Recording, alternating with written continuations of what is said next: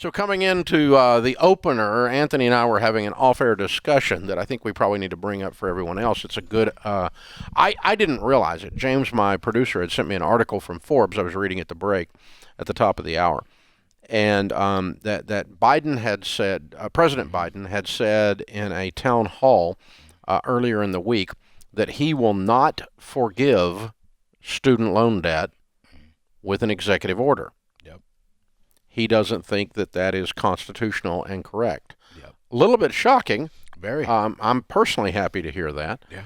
But that means it puts it on Congress to pass. Yeah, and he said he won't support the $50,000 forgiveness, yes. Only the $10,000 version.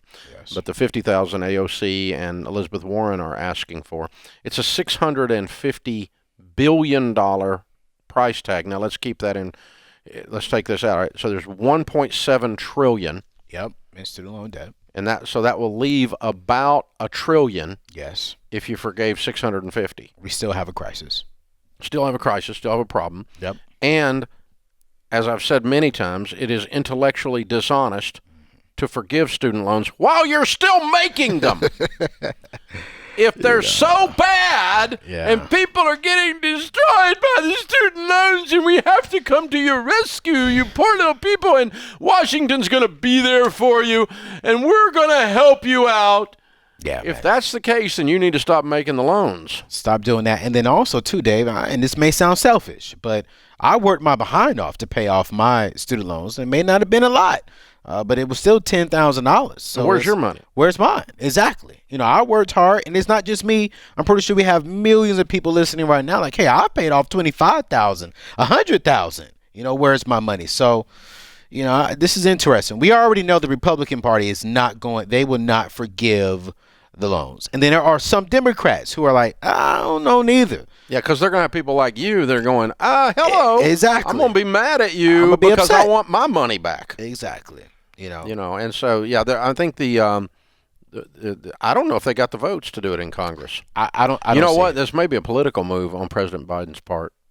Ooh. Because if he does it, he takes all the heat. Yep. If he puts it off on Congress and then they don't do it or they do it, they get the heat. Yep, and it's not on him. They get the heat from the left. If they don't do it, they get the heat from everybody that paid off their loans and want my money back if they do it. And so, that may be political cover. That might be real good strategy on his part. Because if it does go through, then he can say he had something to do with it. Yeah.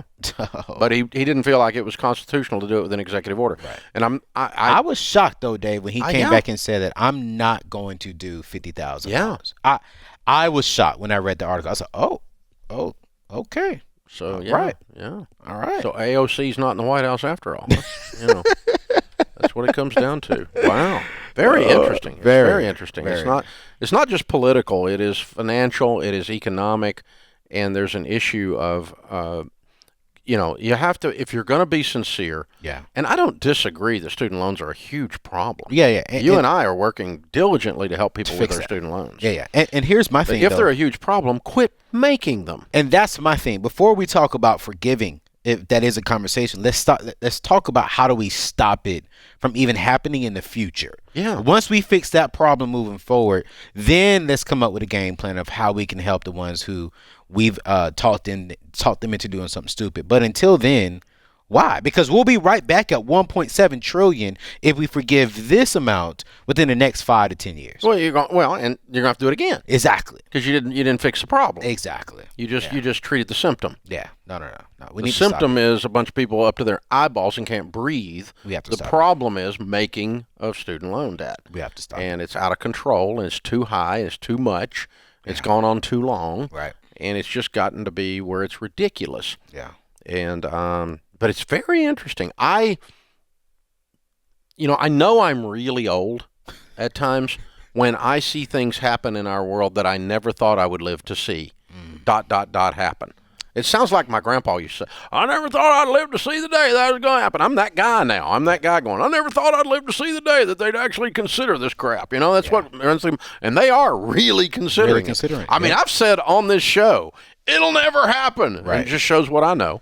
Nothing. I don't know nothing. Nah, Dave. But I mean, really, I never dreamed that the political climate would get so far left and so far towards socialism, the government providing all your goodies, that they would actually be seriously considering doing this. And then it looked like it was a done deal. Right.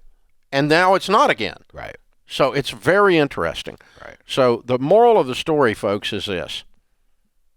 Anthony and I, the Ramsey personalities of the Ramsey organization, have committed our lives to helping you believe and understand the truth about how life works, which will cause you, based on those beliefs, if you will act on those beliefs, it will lead you towards abundance. Yeah. If you act on the beliefs that Ken Coleman teaches you about careers, it's going to lead you into a better career. Yes. If you act on the beliefs that Dr. John Deloney shares with you about mental health, it will lead you to a more mentally healthy situation. Absolutely.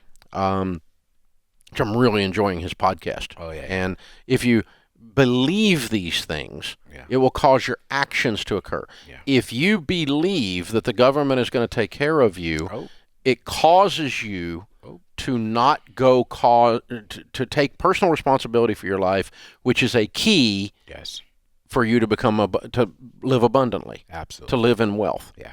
And to live a good life. You have to take responsibility for your marriage. No one's going to fix it for you. You have to take responsibility for your freaking kids. Yeah. Nobody's going to fix them for you. Yeah. You know, God help the people that are in classrooms today, because some of you are piss poor parents and you send wild animals into these classrooms and expect these teachers to manage them. I mean, it's ridiculous. Dave's going in. You know, I mean, but it's not bringing abundance, right? It's not. Dave. And it's,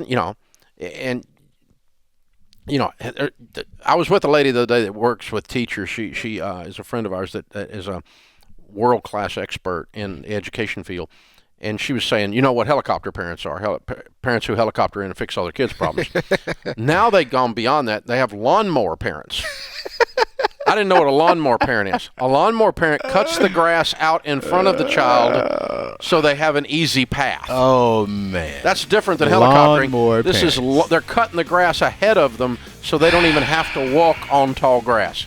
I mean, it's just out of control. See, none of this personal responsibility is going to lead you to the greatest dignity and the greatest abundance in your life. Don't wait on anyone else to fix your life. Yeah. It's your job. That's it, Dave.